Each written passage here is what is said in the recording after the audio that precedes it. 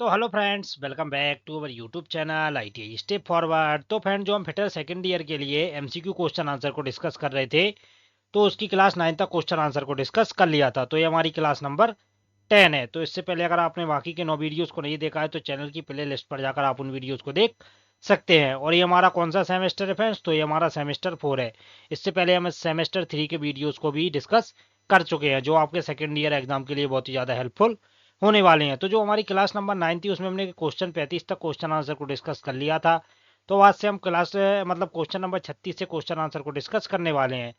तो आप सभी से रिक्वेस्ट है, अगर आपको वीडियो पसंद आता है तो वीडियो को लाइक करके चैनल को सब्सक्राइब पक्का से कर लें। तो ये शुरू करते हैं बिना किसी देरी के। क्वेश्चन नंबर 36 क्या बोल रहा है? What is the name of belt fastener? Belt fastener का नाम क्या है? ये जो बेल्ट फास्टनर हमें दिखाया गया है, आप देख सकते हैं डायग्राम में। तो ये हमारा बेल्ट फास्टनर का क्या नाम है? ऑप्शन ए बोला है बायर टाइप, ऑप्शन बी बोला है लेगरीले टाइप, ऑप्शन सी बोला है एलिगेटर टाइप, और ऑप्शन डी बोला है क्रीसेंट प्लेट टाइप। तो फ्रेंड, जो हमारा क्वेश्चन नंबर 36 है, 36 का हमारा करेक्ट आंसर क्या हो जाएगा? 36 का करेक्ट आंसर हो जाएगा ऑप्शन नंबर सी। तो ये हमारे कौन से प्रकार के बेल्ट फास्टनर को दर्शा रहा है? तो ये हमारे एलिगेटर टाइप बेल्ट फास्टनर को दर्शा रहा है। आगे बढ़ते हैं नेक्स्ट क्वेश्चन की ओर। क्वेश्चन नंबर 37 क्या बोल रहा है? 37 नंबर क्वेश्चन बोल रहा है what is the type of gear? Gear के प्रकार क्या है? ये जो गियर का प्रकार हमें दिखाया गया है, ये हमारे कौन से प्रकार के गियर को दर्शाता है? ऑप्शन ए बोला है स्पर गियर, ऑप्शन डी बोला है माइटर गियर, ऑप्शन सी बोला है हाइपोइड गियर, और ऑप्शन डी बोला है हेरिंगबोन गियर। तो फ्रेंड, जो हमारा क्वेश्चन नंबर 37 है, 37 का हमारा करेक्ट आंसर क्या हो जाएगा? Option number B. ये हमारे कौन से गियर को दर्शा रहा है? तो ये हमारे माइटर गियर को दर्शा रहा है। आगे बढ़ते हैं नेक्स्ट क्वेश्चन की ओर। क्वेश्चन नंबर 38 हमारा क्या बोल रहा है? 38 नंबर क्वेश्चन बोल रहा है what is the name of part marked x in the belt drive? Belt drive में एक्स के रूप में चिन्हित भाग का नाम क्या है? ये जो हमारा बेल्ट ड्राइव दिखाया गया है, तो इसमें एक्स के रूप में जो भाग दिखाया गया है उसका नाम क्या है? ऑप्शन ए बोला है स्टेप पुल्ली, ऑप्शन डी बोला है ड्राइवर पुल्ली, ऑप्शन सी बोला है ड्रिवन पुल्ली, और ऑप्शन डी बोला है जॉकी पुल्ली। तो फ्रेंड, जो हमारा क्वेश्चन नंबर 38 है, 38 का करेक्ट आंसर क्या हो जाएगा फ्रेंड्स? 38 का हमारा करेक्ट आंसर हो जाएगा ऑप्शन नंबर डी। तो ये जो एक्स के रूप में ये जो दिखाया गया है, हमारी कौन सी पुल्ली को दर्शा रहा है? तो ये हमारी जॉकी पुल्ली को दर्शा रहा है। आगे बढ़ते हैं नेक्स्ट क्वेश्चन की। क्वेश्चन नंबर 39 क्या बोल रहा है? 39 नंबर क्वेश्चन बोल रहा है which type of gear drive changes rotary movement to linear movement? किस प्रकार का गियर ड्राइव रोटरी चाल को रैखिक चाल में बदलता है? मतलब कौन सा हमारा गियर ड्राइव है जो रोटरी मोशन को लीनियर मूवमेंट में बदल देता है? तो ऑप्शन ये बोला है हाइपोएड गियर, ऑप्शन ये बोला है हेरिंगबोन गियर, ऑप्शन सी बोला है रैक एंड पिनियन गियर, और ऑप्शन डी बोला है हेलिकल गियर। तो फ्रेंड, जो हमारा क्वेश्चन नंबर 39 है, 39 का करेक्ट आंसर क्या हो जाएगा? क्वेश्चन नंबर 39 का करेक्ट आंसर हो जाएगा option number C, rack and pinion. तो जो हमारा रैक एंड पिनियन गियर रहता है वो हमारा रोटरी चाल को रैखिक चाल में बदलता है। आगे बढ़ते हैं नेक्स्ट क्वेश्चन की ओर। क्वेश्चन नंबर 40 हमारा क्या बोल रहा है? 40 नंबर क्वेश्चन बोल रहा है what is the name of part marked x in the gear? Gear में एक्स के रूप में चिन्हित भाग का नाम क्या है? ये जो गियर में एक्स के रूप में ये जो भाग दिखाया गया है, इसका नाम क्या है? ऑप्शन ए बोला है पिच लाइन, ऑप्शन बी बोला है डिडेंडम, ऑप्शन सी बोला है अडेंडम, और ऑप्शन डी बोला है फेस विड्थ। तो फ्रेंड, जो हमारा क्वेश्चन नंबर 40 है, 40 का करेक्ट आंसर क्या हो जाएगा? 40 का करेक्ट आंसर हो जाएगा हमारा फ्रेंड्स ऑप्शन नंबर डी। तो ये हमारा किसको दर्शा रहा है? तो ये हमारा फेस विड्थ मतलब फेस की चौड़ाई को दर्शा रहा है। तो ये जो गियर में एक्स के रूप में दिखाया गया है, हमारे किसको दर्शा रहा है? ये हमारे फेस की चौड़ाई को दर्शा रहा है। आगे बढ़ते हैं नेक्स्ट क्वेश्चन की ओर। क्वेश्चन नंबर 41 क्या बोल रहा है? 41 नंबर क्वेश्चन बोल रहा है which type of belt is used if distance between the shafts are too shorts?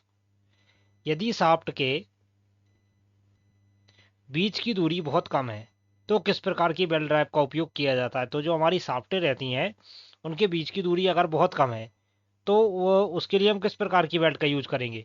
Option A बोला है वी बेल्ट, ऑप्शन ई बोला है फ्लैट बेल्ट, ऑप्शन सी बोला है लिंक बेल्ट, और ऑप्शन डी बोला है रिप्ड बेल्ट। तो फ्रेंड, जो हमारा क्वेश्चन नंबर 41 है, 41 का हमारा करेक्ट आंसर क्या हो जाएगा? क्वेश्चन नंबर 41 का हमारा करेक्ट आंसर हो जाएगा option number A, flap sorry we belt. तो अगर हमारे शाफ्टों के बीच की दूरी बहुत कम है तो उसके लिए हम वी बेल्ट का यूज करेंगे। आगे बढ़ते हैं नेक्स्ट क्वेश्चन की ओर। क्वेश्चन नंबर 42 हमारा क्या बोल रहा है? 42 नंबर क्वेश्चन बोल रहा है why the small steel wedge is tapped under the machine in lifting operation? छोटे स्टील वेज को लिफ्टिंग ऑपरेशन में मशीन के नीचे क्यों रखा जाता है? जो हमारे छोटे स्टील वेज वगैरह रहते हैं तो उनको लिफ्टिंग ऑपरेशन में हम मशीन के नीचे क्यों रखते हैं? ऑप्शन ए बोला है टू प्रिवेंट वाइब्रेशन, कंपन को रोकने के लिए। ऑप्शन डी बोला है टू रिड्यूस द वेट, वजन कम करने के लिए। ऑप्शन सी बोला है to accept the crowbar, crowbar स्वीकार करने के लिए। और ऑप्शन डी बोला है to balance the machine, machine को संतुलित करने के लिए। तो फ्रेंड जो हमारा क्वेश्चन नंबर 42 है, 42 का करेक्ट आंसर हो जाएगा option number C, to accept the crowbar, crowbar को स्वीकार करने के लिए। जो हमारे छोटे स्टील वेज रहते हैं, तो जो लिफ्टिंग ऑपरेशन रहता है तो उसमें छोटे स्टील वेज को मशीन के नीचे क्यों रखा जाता है, तो क्रोबार को स्वीकार करने के लिए रखा जाता है। आगे बढ़ते हैं नेक्स्ट क्वेश्चन की। क्वेश्चन नंबर 43 क्या बोल रहा है, how to adjust the tension of belt between two fixed pulleys, दो फिक्स्ड पुल्ली के बीच बेल्ट के तनाव को कैसे समायोजित करें। तो जो हमारी दो फिक्स्ड पुल्ली रहती है, तो उनके बीच में जो बेल्ट रहता है उसके तनाव को हम कैसे एडजस्ट कर सकते हैं। ऑप्शन ए बोला है by sliding the pulley, pulley को स्लाइड करके। ऑप्शन ए बोला है by fixing idler pulley, idler आदर्श पुल्ली को फिक्स करके। ऑप्शन सी क्या बोला है बेल्ट की लंबाई को एडजस्ट करके। और ऑप्शन डी बोला है पुल्ली के स्क्रू को एडजस्ट करके। तो फ्रेंड जो हमारा क्वेश्चन नंबर 43 है, 43 का हमारा करेक्ट आंसर क्या हो जाएगा। क्वेश्चन नंबर 43 का हमारा करेक्ट आंसर हो जाएगा option number B, by fixing idler pulley, आदर्श पुल्ली को फिक्स करके। तो दो फिक्स्ड पुल्ली के बीच में जो बेल्ट की टेंशन रहती है उसको कैसे एडजस्ट कर सकते हैं, तो हम उसके बीच में क्या करेंगे, आइडलर पुल्ली को लगा देंगे। आगे बढ़ते हैं नेक्स्ट क्वेश्चन की। क्वेश्चन नंबर 44 क्या बोल रहा है, why vertical belt drive is avoided in power transmission, power transmission में वर्टिकल बेल्ट ड्राइव का इस्तेमाल क्यों नहीं करना चाहिए। तो जो हमारा पावर ट्रांसमिशन रहता है उसमें हमें वर्टिकल बेल्ट ड्राइव का यूज क्यों नहीं करना चाहिए। तो ऑप्शन ए क्या बोला है, because of small wrapping of belt, belt के छोटे लपेटे की वजह से। ऑप्शन डी क्या बोला है, बिकॉज ऑफ एक्सेसिव कॉन्टैक्ट, अत्यधिक संपर्क के कारण। ऑप्शन सी क्या बोला है, because of gravitational pull and slippage, गुरुत्वाकर्षण खिंचाव और फिसलन के कारण।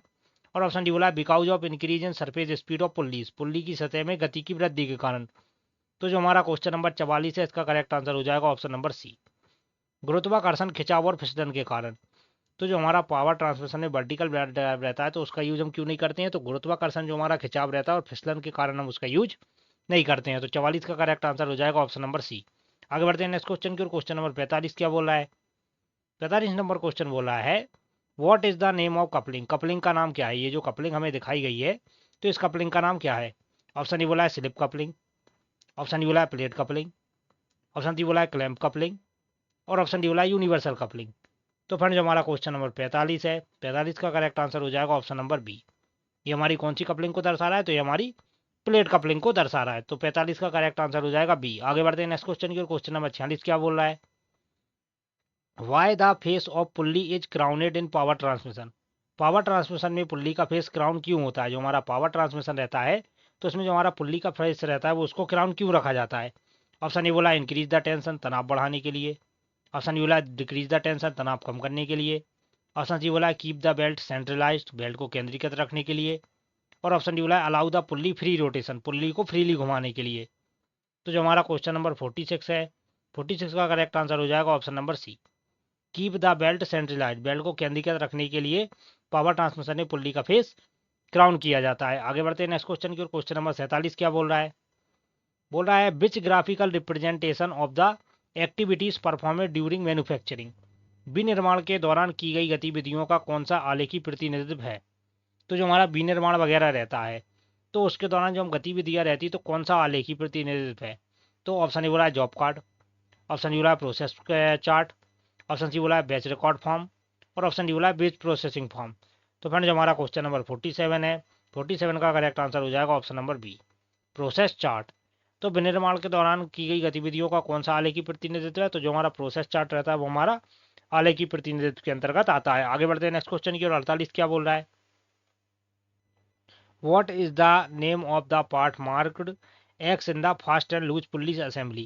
फास्ट और लूज पुल्ली असेंबली में एक्स के रूप में चिन्हित भाग का नाम क्या है। ये आप देख सकते हैं fast and loose pulley assembly है तो उसमें जो एक्स के रूप में भाग पूछा गया है इसका नाम क्या है। ऑप्शन ए बोला है फास्ट पुल्ली। ऑप्शन डी बोला है लूज पुल्ली। ऑप्शन सी बोला है क्राउन पुल्ली। और ऑप्शन डी बोला है फ्लैट ड्राइव पुल्ली। तो फ्रेंड जो हमारा क्वेश्चन नंबर 48 है, 48 का हमारा करेक्ट आंसर क्या हो जाएगा।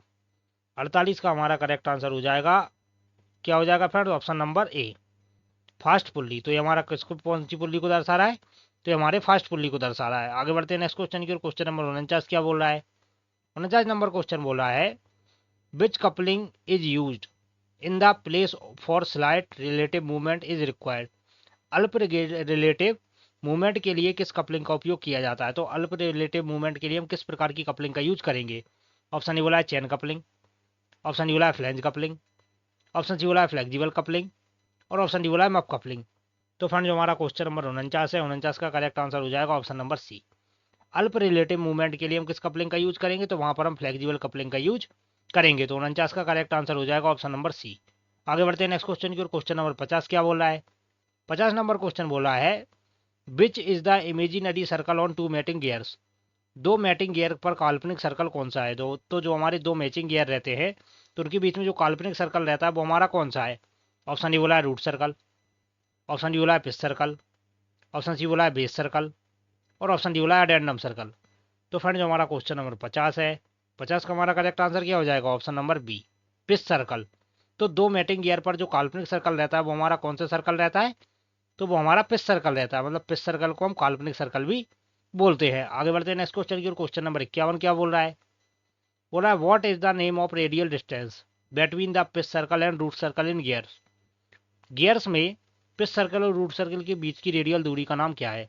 तो जो हमारे गियर रहते हैं उसमें पिच सर्कल और रूट सर्कल के बीच की जो रेडियल दूरी रहती है उसका नाम क्या है? ऑप्शन ए बोला है लैंड, ऑप्शन ए बोला है एडेंडम, ऑप्शन सी बोला है डिडेंडम और ऑप्शन डी बोला है वर्किंग डेप्थ। तो फ्रेंड जो हमारा क्वेश्चन नंबर 51 है, 51 का हमारा करेक्ट आंसर हो जाएगा ऑप्शन नंबर सी। तो पिच सर्कल और रूट सर्कल के बीच की दूरी को हम क्या बोलते हैं? तो उसको बोलते हैं हम डिडेंडम। तो 51 का करेक्ट आंसर हो जाएगा ऑप्शन नंबर सी। आगे बढ़ते हैं नेक्स्ट क्वेश्चन की ओर। क्वेश्चन नंबर 52 हमारा क्या बोल रहा है? 52 नंबर क्वेश्चन बोल रहा है how to improve the gripping property of the dried belt. सूखे बेल्ट की ग्रिपिंग पावर को कैसे सुधारें? तो जो हमारा सूखा बेल्ट रहता है उसकी ग्रिपिंग पावर को हम कैसे सुधार सकते हैं? ऑप्शन ए क्या बोला है जॉकी पुल्ली, ऑप्शन बी बोला है अप्लाई पाउडर रेजिन, पिसा हुआ रेजिन लगाएं, ऑप्शन सी क्या बोला है reduce the distance between pulleys, pulley के बीच की दूरी कम करें, ऑप्शन सी क्या बोला है डी क्या बोला है पुल्ली के बीच की दूरी बढ़ाएं। तो फ्रेंड जब भी हमारा बेल्ट वगैरह सूख वगैरह जाता है तो उस पर हम क्या करते हैं? तो इसका करेक्ट आंसर हो जाएगा option number B, applied powder resin, पिसा हुआ रेजिन लगाएं। तो जब भी हमारा बेल्ट घर्षण के कारण सूख जाता है तो उस पर हम क्या करते हैं? रेजिन वगैरह लगा देते हैं जिससे उसकी ग्रिपिंग पावर सुधर जाती है। तो 52 का करेक्ट आंसर क्या हो जाएगा? Option number B. आगे बढ़ते हैं नेक्स्ट क्वेश्चन की ओर। क्वेश्चन नंबर 53 क्या बोल रहा है? Which type of belt fastener used on heavy duty machine. किस प्रकार के बेल्ट फास्टनर का उपयोग भारी मशीन पर किया जाता है? मतलब कौन से प्रकार का हमारा बेल्ट फास्टनर रहता है जिसका प्रयोग हम भारी मशीनों पर करते हैं? ऑप्शन ए बोला Bayle type belt fastener, option B बोला है Jackson belt fastener, option C बोला है Legary type belt fastener, option D बोला है क्रीसेंट प्लेट बेल्ट फास्टनर। तो फ्रेंड जो हमारा क्वेश्चन नंबर 53 है, 53 का करेक्ट आंसर हो जाएगा ऑप्शन नंबर डी। तो भारी मशीन पर हम किस प्रकार के बेल्ट फास्टनर का यूज करेंगे? तो वहां पर हम क्रीसेंट प्लेट बेल्ट फास्टनर का यूज करेंगे। तो 53 का करेक्ट आंसर हो जाएगा ऑप्शन नंबर डी। आगे बढ़ते हैं नेक्स्ट क्वेश्चन की ओर। क्वेश्चन नंबर 54 क्या बोल रहा है? 54 नंबर क्वेश्चन बोल रहा है what is the name of part mark as X of gears. तो गियर में एक्स के रूप में चिन्हित भाग का नाम क्या है? ये जो गियर हमें दिखाया गया है तो इसमें जो एक्स के रूप में भाग दिखाया गया है इसका नाम क्या है? ऑप्शन ए बोला है फ्लैंक, ऑप्शन डी बोला है एडेंडम, ऑप्शन सी बोला है फेस की चौड़ाई और ऑप्शन डी बोला है रूट सर्कल। तो फ्रेंड जो हमारा क्वेश्चन नंबर 54 है, 54 का करेक्ट आंसर हो जाएगा ऑप्शन नंबर बी, अडेंडम। तो गियर में एक्स के रूप में चिन्हित भाग का नाम क्या है? तो इसका नाम है हमारा अडेंडम। आगे बढ़ते हैं नेक्स्ट क्वेश्चन की ओर। क्वेश्चन नंबर 55 क्या बोल रहा है? 55 नंबर क्वेश्चन बोल रहा है what is the name of gear. Gear का नाम क्या है? ये जो गियर हमें दिखाया गया है इस गियर का नाम क्या है? ऑप्शन ए बोला है माइटर गियर, ऑप्शन बी बोला है बेबल गियर, ऑप्शन सी बोला है हाइपोएड गियर और ऑप्शन डी बोला है बर्म शाफ्ट और बर्म गियर। तो फ्रेंड जो हमारा क्वेश्चन नंबर 55 है, 55 का हमारा करेक्ट आंसर क्या हो जाएगा? 55 का करेक्ट आंसर हो जाएगा ऑप्शन नंबर सी। तो ये हमारे कौन से गियर को दर्शा रहा है? तो ये हमारे हाइपोएड गियर को दर्शा रहा है। आगे बढ़ते हैं नेक्स्ट क्वेश्चन की ओर। क्वेश्चन नंबर 56 क्या बोल रहा है? 56 नंबर क्वेश्चन बोल रहा है, ये देख सकते हैं आप, what is the name of copper ore. Copper के अयस्क का नाम क्या है? जो हमारा कॉपर रहता है तो कॉपर के अयस्क का नाम क्या है? ऑप्शन ए बोला है गैलेना, ऑप्शन बी बोला है ब्लेंड, ऑप्शन सी बोला है बॉक्साइट और ऑप्शन डी बोला है मेलाकाइट। तो फ्रेंड जो हमारा क्वेश्चन नंबर 56 है, 56 का हमारा करेक्ट आंसर क्या हो जाएगा? क्वेश्चन नंबर 56 का करेक्ट आंसर हो जाएगा ऑप्शन नंबर डी। तो जो हमारा कॉपर रहता है, कॉपर का अयस्क का नाम क्या है? तो कॉपर का अयस्क रहता है हमारा मेलाकाइट। तो 56 का करेक्ट आंसर हो जाएगा ऑप्शन नंबर डी। आगे बढ़ते हैं नेक्स्ट क्वेश्चन की ओर। क्वेश्चन नंबर 57 क्या बोल रहा है? Which are the alloy of brass metal. पीतल धातु के एलॉय कौन कौन से हैं? जो हमारी पीतल धातु रहती है तो पीतल धातु के एलॉय कौन कौन से रहते हैं? ऑप्शन ए बोला है तांबा और टिन, ऑप्शन बी बोला है तांबा और जस्ता, ऑप्शन सी बोला है तांबा और शीशा और ऑप्शन डी बोला है तांबा और निकल। तो फ्रेंड जो हमारा क्वेश्चन नंबर 57 है, 57 का करेक्ट आंसर क्या हो जाएगा? Option number B, copper and zinc. तो जो हमारा पीतल धातु रहता है, तो पीतल धातु के अयस्क कौन कौन से रहते हैं, सॉरी एलॉय, तो उसके रहते हैं तांबा और जस्ता। अगर हमसे पूछ लेता कि ब्रोंज, ब्रोंज के अयस्क कौन कौन से रहते हैं, तो उसके रहते हैं कॉपर और टिन। आगे बढ़ते हैं नेक्स्ट क्वेश्चन की ओर। क्वेश्चन नंबर 58 क्या बोल रहा है? बोल रहा है why aluminium is used widely in aircraft industries. विमान उद्योगों में व्यापक रूप से एल्यूमिनियम का उपयोग क्यों किया जाता है? तो जो हमारी एयरक्राफ्ट इंडस्ट्रीज वगैरह रहती हैं, तो वहां पर हम एल्यूमिनियम का अधिकतर यूज क्यों करते हैं? ऑप्शन ए बोला है लाइट वेट, हल्का वजन। ऑप्शन डी बोला है hard and brittle. Option C बोला है हाई टेंसाइल स्ट्रेंथ। और ऑप्शन डी बोला है लो थर्मल कंडक्टिविटी।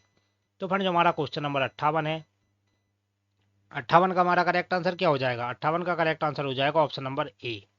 तो जो हमारे विमान उद्योग वगैरह रहते हैं, तो उसमें हम एल्यूमिनियम का अधिकतर यूज क्यों करते हैं? तो उसका क्या रहता है? लाइट वेट, मतलब हल्का वजन रहने के कारण हम एल्यूमिनियम का अधिकतम यूज करते हैं। आगे बढ़ते हैं नेक्स्ट क्वेश्चन की ओर। क्वेश्चन नंबर 59 हमारा क्या बोल रहा है? 59 नंबर क्वेश्चन बोल रहा है what is the name of the metal extract from और गैलेना। अयस्क गैलेना से निकाला गया धातु का क्या नाम है? तो जो हमारे गैलेना अयस्क रहता है, तो उससे कौन सी धातु निकाली जाती है? ऑप्शन ए बोला है टिन। ऑप्शन डी बोला है लेड। ऑप्शन सी बोला है कॉपर। और ऑप्शन डी बोला है एल्यूमिनियम। तो फ्रेंड जो हमारा क्वेश्चन नंबर 59 है, 59 का हमारा करेक्ट आंसर क्या हो जाएगा? Option number C, copper. तो जो हमारा गैलेना अयस्क रहता है, वो किससे निकाला जाता है? तो वो हमारा कॉपर अयस्क से, सॉरी कॉपर, एक मिनट फ्रेंड्स, क्या बोल रहा है? गैलेना। तो जो गैलेना धातु रहती है, वो हमारी लेड से निकाली जाती है। लेड का एस क्या रहता है हमारा? गैलेना। तो 59 का करेक्ट आंसर हो जाएगा ऑप्शन नंबर बी। आगे बढ़ते हैं नेक्स्ट क्वेश्चन की ओर। क्वेश्चन नंबर 60 क्या बोल रहा है? Which metal alloys is use to make friction bearing. Friction bearing बनाने के लिए किस मिश्र धातु का उपयोग किया जाता है? जो हमारे घर्षण बियरिंग रहते हैं या फ्रिक्शन बियरिंग रहते हैं, तो फ्रिक्शन बियरिंग बनाने के लिए हम किस मिश्र धातु का यूज करेंगे? ऑप्शन ए बोला है टिन। ऑप्शन डी बोला है निकल। ऑप्शन सी बोला है क्रोमियम। और ऑप्शन डी बोला है बेबेट मेटल। तो फ्रेंड जो हमारा क्वेश्चन नंबर 60 है, 60 का करेक्ट आंसर हो जाएगा ऑप्शन नंबर डी। तो फ्रिक्शन बियरिंग बनाने के लिए हम किस मिश्र धातु का यूज करते हैं? तो उसके लिए हम बेबेट मेटल का यूज करते हैं। आगे बढ़ते हैं नेक्स्ट क्वेश्चन की ओर। क्वेश्चन नंबर 61 क्या बोल रहा है? 61 नंबर क्वेश्चन बोल रहा है what is the melting point of निकल। निकल का गलनांक क्या है? जो हमारी निकल धातु रहती है, तो निकल का गलनांक क्या रहता है? ऑप्शन ए बोला है 1300 डिग्री सेंटीग्रेड। ऑप्शन डी बोला है 1450 डिग्री सेंटीग्रेड। ऑप्शन सी बोला है 1100 डिग्री सेंटीग्रेड। और ऑप्शन डी बोला है 1950 डिग्री सेंटीग्रेड। तो फ्रेंड जो हमारा क्वेश्चन नंबर 61 है, 61 का हमारा करेक्ट आंसर क्या हो जाएगा? क्वेश्चन नंबर 61 का हमारा करेक्ट आंसर हो जाएगा फ्रेंड्स ऑप्शन नंबर बी। तो जो हमारी निकल धातु रहती है, उसका गलनांक कितना रखा जाता है? तो उसका गलनांक 1450 डिग्री सेंटीग्रेड रखा जाता है। आगे बढ़ते हैं नेक्स्ट क्वेश्चन की ओर। क्वेश्चन नंबर 62 क्या बोल रहा है? 62 नंबर क्वेश्चन बोल रहा है what metal is use to make agriculture equipment like plugs and blades. कृषि उपकरण जैसे हल और ब्लेड बनाने के लिए किस धातु का उपयोग किया जाता है? तो जो हमारी कृषि उपकरण रहते हैं, जैसे हल हो गया, ब्लेड हो गया, तो हल हो गया, ब्लेड आदि वगैरह बनाने के लिए हम किसका यूज करते हैं? ऑप्शन ए बोला है निकल स्टील। ऑप्शन डी बोला है सिलिकॉन स्टील। ऑप्शन सी बोला है क्रोमियम स्टील। और ऑप्शन डी बोला है मैग्नीज स्टील। तो फिर जो हमारा क्वेश्चन नंबर 62 है, 62 का करेक्ट आंसर हो जाएगा ऑप्शन नंबर डी। तो कृषि उपकरण जैसे हल और ब्लेड वगैरह बनाने के लिए हम मैग्नीज स्टील का यूज करते हैं। आगे बढ़ते हैं नेक्स्ट क्वेश्चन की ओर। क्वेश्चन नंबर 63 क्या बोल रहा है? Which metal powder is used in calorizing process to prevent corrosion of steel component. Steel घटक के क्षरण को रोकने के लिए किस धातु के पाउडर का उपयोग कैलोराइजिंग प्रक्रिया में किया जाता है? ऑप्शन ए बोला है जिंक पाउडर। ऑप्शन डी बोला है निकल पाउडर। ऑप्शन सी बोला है एल्यूमिनियम पाउडर। और ऑप्शन डी बोला है क्रोमियम पाउडर। तो फ्रेंड जो हमारा क्वेश्चन नंबर 63 है, इसका करेक्ट आंसर हो जाएगा ऑप्शन नंबर सी। तो स्टील घटक के क्षरण को रोकने के लिए जो हमारी कैलोराइजिंग प्रक्रिया रहती है, तो उसमें हम किसका यूज करते हैं? तो उसमें कैलोराइजिंग प्रक्रिया में हम एल्यूमिनियम पाउडर का यूज करते हैं। आगे बढ़ते हैं नेक्स्ट क्वेश्चन की ओर। क्वेश्चन नंबर 64 हमारा क्या बोल रहा है? 64 नंबर क्वेश्चन बोल रहा है which type of brass seat is used for deep drawing. Deep drawing के लिए किस प्रकार की पीतल की सीट का उपयोग किया जाता है? जो हमारे डीप ड्राइंग ऑपरेशन रहते हैं, तो उसमें हम किस प्रकार की पीतल की सीट का उपयोग करेंगे? ऑप्शन ए बोला है बेसिक ब्रास, मूल पीतल। ऑप्शन बी बोला है नेवल पीतल। ऑप्शन सी बोला है कॉटेज पीतल। और ऑप्शन डी बोला है स्टैंडर्ड पीतल। तो फ्रेंड जो हमारा क्वेश्चन नंबर 64 है, 64 का करेक्ट आंसर क्या हो जाएगा? क्वेश्चन नंबर 64 का हमारा करेक्ट आंसर हो जाएगा ऑप्शन नंबर सी, कॉर्टरेज ब्रास। तो डीप ड्राइंग के लिए हम किस प्रकार की पीतल सीट का उपयोग करेंगे? तो उसके लिए हम कॉर्टेज पीतल का यूज करेंगे। आगे बढ़ते हैं नेक्स्ट क्वेश्चन की ओर। क्वेश्चन नंबर 65 क्या बोल रहा है? Which type of bronze metal has excellent anti friction property. किस प्रकार की कांसा धातु में उत्कृष्ट एंटी फ्रिक्शन गुण पाए जाते हैं? तो कौन सी हमारी कांसा धातु रहती है जिसमें हमारे उत्कृष्ट एंटी फ्रिक्शन गुण पाए जाते हैं? ऑप्शन ए बोला है लोटिन कांसा, ऑप्शन बी बोला है लेडेड कांसा, ऑप्शन सी बोला है फास्फर ब्रोंज और ऑप्शन डी बोला है लेडेड गन धातु। तो फ्रेंड जो हमारा क्वेश्चन नंबर 65 है, 65 का हमारा करेक्ट आंसर क्या हो जाएगा? 65 का करेक्ट आंसर हो जाएगा option number C, phosphorus bronze. तो फास्फोरस ब्रोंज में हमारे उत्कृष्ट एंटी फ्रिक्शन गुण पाए जाते हैं। आगे बढ़ते हैं नेक्स्ट क्वेश्चन की ओर। क्वेश्चन नंबर 66 क्या बोल रहा है? What is the name of coupling? Coupling का नाम क्या है? ये जो कपलिंग आप देख सकते हैं डायग्राम में, तो हमारी कौन सी कपलिंग को दर्शा रहा है? ऑप्शन डी बोला है स्लिप कपलिंग, ऑप्शन डी बोला है प्लेट कपलिंग, ऑप्शन सी बोला है क्लैंप कपलिंग और ऑप्शन डी बोला है यूनिवर्सल कपलिंग। तो फ्रेंड जो हमारा क्वेश्चन नंबर 66 है, 66 का हमारा करेक्ट आंसर हो जाएगा ऑप्शन नंबर डी। ये हमारी कौन सी कपलिंग को दर्शा रहा है? तो ये हमारी यूनिवर्सल कपलिंग को दर्शा रहा है। आगे बढ़ते हैं नेक्स्ट क्वेश्चन की ओर। क्वेश्चन नंबर 67 क्या बोल रहा है? बोल रहा है विच और इज एक्सट्रैक्शन ऑफ एल्यूमिनियम? कौन सा अयस्क एल्यूमिनियम का निष्कर्षण है? मतलब कौन सा हमारा अयस्क रहता है जो हमारा एल्यूमिनियम धातु से निकाला जाता है? ऑप्शन डी बोला है पायराइट, ऑप्शन डी बोला है गैलेना, ऑप्शन सी बोला है ब्लेंड और ऑप्शन डी बोला है बॉक्साइट।